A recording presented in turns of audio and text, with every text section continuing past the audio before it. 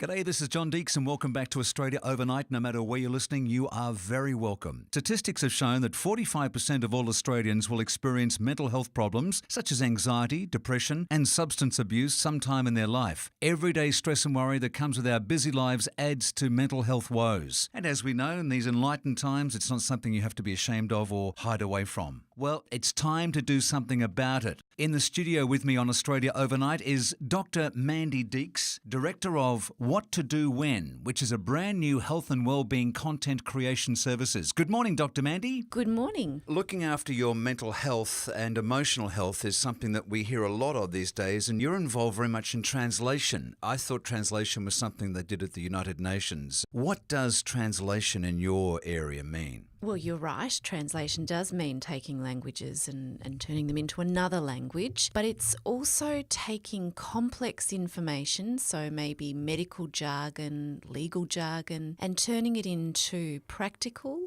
user-friendly information, resources and tools. So it's kind of when the academics come out with surveys and results of studies, but I want to know, what does it really mean for me and my business? Exactly right. It's about what does that really mean for all kinds of different people, different ages, different backgrounds, different education levels, different learning styles. So we're all very different. And to hear a message in one way, and often, as you said, there's some amazing research that's being done out there, but it's very hard to understand if it stays in that academic type speak. So I've always had a passion for making messages simple, relatable, actually making a difference in people's lives. Dr. Mandy, you're no stranger to Australia Overnight. You've come on board and taken talkback callers of people who have issues and would like to discuss things with you.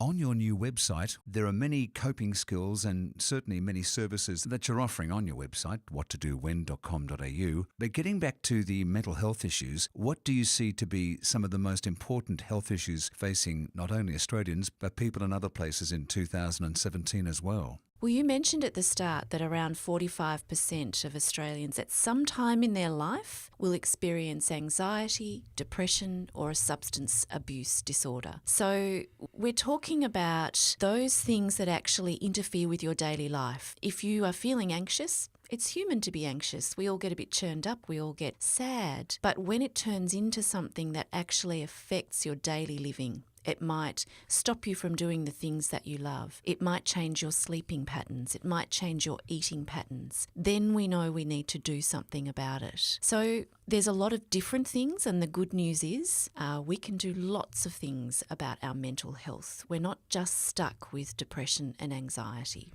There are a lot of life strategies that we can do, and I've actually been putting together some information on the website, as you mentioned, about how we can actually take time out for us. You know, we're so busy now, we do run at 1,000,000 miles an hour, that we don't take the time to be, and I call it selfish, and selfish is a dirty word, but actually it's all right to be selfish and look after you, because if you do that, then you'll find you're happier. You actually have better relationships. You are stronger in your sense of purpose. You have more energy. You make smarter choices and better decisions. Being kinder to yourself. Yeah, and being kinder to yourself means taking time for you. As a mental health professional, and from What to Do When's perspective, how do you see the impact of technology on our health and well-being, certainly with the young? Technology is such second nature to them. They don't get the same anxiety, when you turn your computer on and you can't do something. But we actually get caught in this cycle of thinking we have to answer everybody's email straight away. The phone dings. Who is it? We drop what we're doing. We might be having a lovely conversation with someone and our heads are in our phones. So we're not making the connections. And for our well-being, actually connecting to people, having good relationships with people is actually the best thing for us. Do you have any practical exercises that people could do right now listening to the podcast to help relieve some stress? Practice relaxation skills. We hear a lot of things in the media about, relax, but it's actually a skill and you need to learn it. So it might just be starting with tensing some of your muscles and then letting them go and noticing the difference between tense and relax. All right, look at me now. What should I do? You are tensing your muscles. Now let go. And how nice does that feel? Oh, my shoulders have dropped. Exactly. So you can practice slow breathing. You know, we forget about our breathing and suddenly we find we're quite shallow breathers when we're stressed. So we're breathing almost in our throat, and you know that sort of, that's very sort of puffy. So I think that's the first thing. Slow yourself down. These are good tips. What else you got? We hear a lot about mindfulness. So mindfulness is actually a very, very effective tool. And mindfulness means being present. And I will often say to clients, just take a moment, stop. What can you smell? What can you see? What can you feel? What can you hear?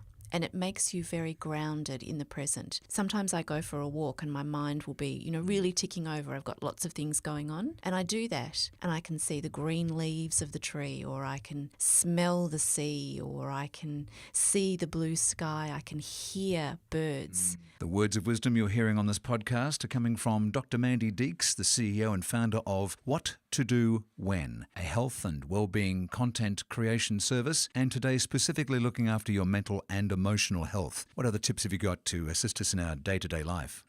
Say no. We often get asked to do something and we think of all the other things that we've got on and we find ourselves saying yes. You just need to actually stall a little bit. Say, let me check my diary. I'll get back to you in an hour, in a day, but let me just check my diary, and put that buffer in place. Prioritise. Actually list the things that you need to do. They don't all have to be done at once. So actually put numbers next to them, and after every second thing that you do, 15 minutes time out for you. So you're actually giving yourself back some time. Take the time to feel. We walk around with all these emotions. You talked about how busy our life is, how angry we get. Are you angry? Are you sad? Are you anxious? Check in with yourself. What's going on? What started that feeling? What can you do to help yourself? And then the other thing is, do something you love. We get great joy and passion by actually doing things we love, and we tend to put those things at the bottom of our list because we do things for everybody else first. And this is the important message.